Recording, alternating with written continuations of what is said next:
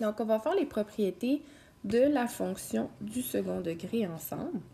On va se tracer une fonction du second degré et je vais choisir au hasard moins 4x à la 2. Ça va être la fonction qu'on va analyser. Donc, je me fais une esquisse. Elle passe par 0, 0. Donc, je me fais une esquisse simplement pour voir l'allure de la courbe. Donc, le domaine, c'est en x. Donc, c'est sur quel intervalle la fonction va exister. Bien, la fonction en x, qui est celle-là, on a de moins infini à plus infini. Ce sont les valeurs possibles que ta fonction peut prendre. Donc, soit tu réponds en intervalle. On se rappellera que l'infini, c'est jamais inclus dans les intervalles. Ou soit on va répondre avec les ensembles, donc les réels. Ensuite, on a le codomaine. Le codomaine, c'est en y. Donc, c'est les valeurs possibles que peut prendre ta fonction sur les y. Donc, même chose, on va de moins l'infini à plus l'infini comme ça. Et là, si on parcourt du plus petit au plus grand nos y, bien là, on voit qu'on va de moins l'infini et qu'on arrêterait à 0. En fait, c'est pas très compliqué, là. Vous avez toujours... Ça va toujours être soit de moins l'infini à 0 ou soit de 0 à plus infini, dépendamment de si votre courbe est vers le haut ou vers le bas.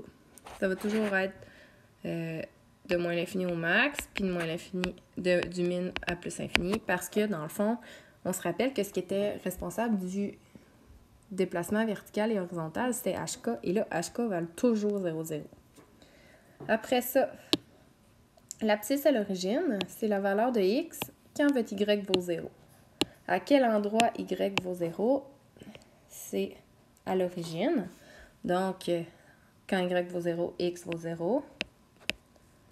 Ensuite, l'ordonnée à l'origine, c'est la valeur de y. Quand x vaut 0, y vaut donc 0 quand x vaut 0. C'est également à l'origine. La fonction positive ou négative, c'est un intervalle en x que vous donnez. On veut savoir c'est quand... dans le fond, c'est soit quand ta fonction va être complètement en haut ou complètement en bas de l'axe des x. Présentement, elle est toujours en bas, donc elle n'est jamais positive, elle est toujours négative. Donc, elle va être négative de moins l'infini à plus infini. Finalement, la croissance, c'est encore une fois en x.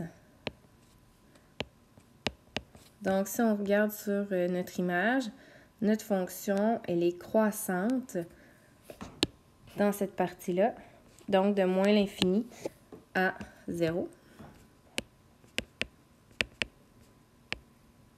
Et elle va être décroissante dans la partie de courbe ici en bleu. Donc, de 0 à plus infini en x. Et finalement, le maximum, c'est en y. Donc, c'est la valeur la plus élevée en y. Présentement, notre maximum est ici, c'est 0. Et il n'y a pas de minimum. L'infini n'étant jamais un extrémum. C'est jamais un max ou un min.